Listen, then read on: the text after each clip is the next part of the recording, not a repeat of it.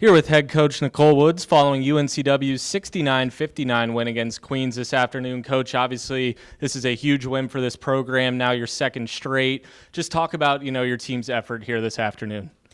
First off, I apologize. I don't have much of a voice, but I'm going to do my best. I'm super proud of our team. I thought they went out and executed the way that we talked about executing. Our focus this week was discipline and being able to, go out and execute the game plan. And one of our goals was to have over 20 free throw attempts in this game. We did that. We wanted to get the ball into the paint and have paint touches, and we scored 34 points in the paint. And so you look at the stat sheet, we both scored 24 buckets. We both hit 6 three-pointers. They hit 5 free throws, and we hit 15, and that's the ball game right there. And that's them taking the game plan and being able to execute it. You look at the stat sheet, Kyla Silver, 22 points, 5 rebounds, matched her career high with points, and Rory Cox, what a display that was, 20 points, 8 rebounds, 5 assists, and 9 steals, 2 off the program record. It seems like those two have been the ones to really step up of late and carry you guys during this hot streak. My the stat that I'm most proud about is the 2 turnovers. All the other stuff is great, but I thought she's had to adjust with Tia being out, and I think that she's kind of finding the balance between scoring the ball and being able to get her teammates involved. And so she's been great. Kyla as well, coming back, and sometimes when teams play a zone, I worry about how we'll be offensively, but we finally found our rhythm with that, and we've just had multiple players step up. Kate, I thought, had a good game. You had Torrin Rogers to play a lot of minutes as well, and then Mary Ferrito. She doesn't get it doesn't show in the stat sheet all the things that she does for our team, but she's a stabilizing force for us out there. She's our number 1 communicator, and I'm super proud of them. And you talked about needing a bit of a post presence in that pregame show. Angelina Palaio making her season debut, 6 points, 4 rebounds. Can you just talk real quick about her performance? How about that? Plus 11 when she was in the game. I kept giving her the thumbs up. It's going to take a while for her to get her basketball legs up under her and everything, but we're a different team when she's out there, and watch out once she gets comfortable and gets in a little bit better shape. So we're going to gradually work her into the rotation, but she brings that low block presence. She brings a stabilizing force in the defense as well, and so we're definitely happy to have her back. And then you go on that 17-1 run in the second quarter after being down 10. The third quarter, after being tied at halftime, you come out and outscore Queens 29-16. Those 29 points are the most in program history in a third quarter ever. Can you just talk about your message to the team at halftime going into that third quarter? I was not happy at halftime after us giving up that 3 at the buzzer, because of our lack of execution. Again, the thing that we had been preaching, and we talked about the things that we needed to do. And the biggest thing for us was that our defense needed to turn into our offense. And I thought in that third quarter, that's what fueled those fast break points, those easy buckets that we were getting.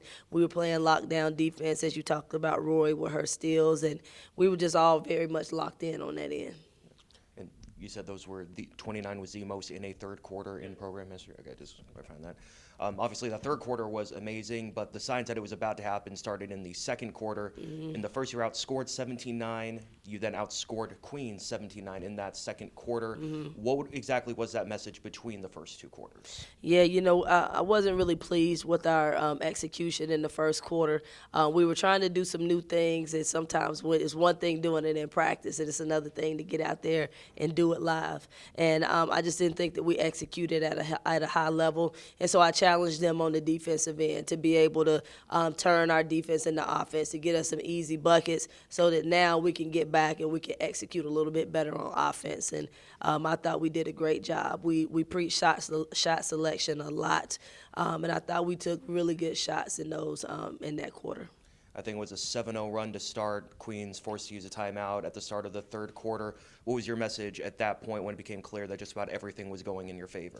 Yeah, so we talked about, setting the tone in the first 5 minutes of the third quarter, and I told them, I said, look, this isn't good enough. They called a timeout. We got to keep the pedal to the metal. We got to keep doing what we're doing now. We can't get comfortable. Like I said, I thought they did a good job. We've had a tendency to kind of take our foot off the gas, but I didn't feel like we did that today. Fourth straight game without Tia, first without Isis, but everybody who did play managed to step up. How have you been able to sort of manage your roster the way that you have? Yeah, Tia will be out for the season, unfortunately, and so we are, finally kind of learning to play without her. She's our coach on the sideline, though. She was over there screaming from the opposite baseline, and Isis will be back soon, and so for us, it's about just the next man up. You never know, you never know going into every game who's going to be available. We talk about a lot about the obstacle is the way, next man up, and today they proved that. Queens this was their 5th straight road game. Yep. You guys are about to go basically a full month without a home game of your own. Just how are you going to manage this team knowing that you're not going to be back in your own building for a while? I don't know who did this schedule. God dog, I know. And we played 3 games this week on top of that. At the end of the day, I actually think we do better sometimes on the road because everything's controlled in what we do and how we do. We get to do a little team bonding and go do like some things that we don't necessarily get to do here. And so we're going to take it one day at a time. With the number one thing is we're going to take care of ourselves. We're going to take care of our bodies. We're going to prepare. And we're going to have them ready to go. It only takes 5 at the end of the day. Coach, last week before the break, you expected these 20-point games to continue, not just for the individuals themselves, but as athletes and as a team. This afternoon, UNCW recorded that for the first time this season. Where did this team grow, not just individually as athletes, but as a team while you had this break? I really think having this type of break, you really get to practice and focus on you.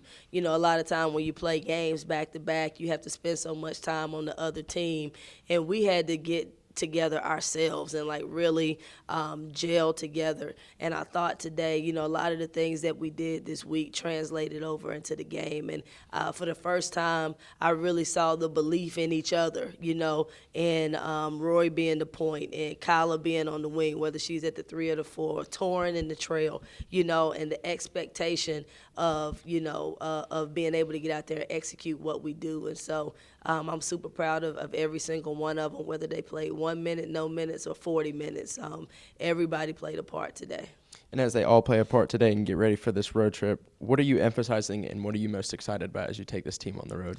I keep talking about it. Our defense, we are a defensive team, and we have to be a defensive team to be able to put ourselves in the opportunity to win. And so we're going to keep getting better there defensively, and we're going to keep working offensively to get easy shots. And when we do that, we're pretty good at making them. So we just got to keep, pounding the stone and getting really good at the little things. Thanks for your time, Coach.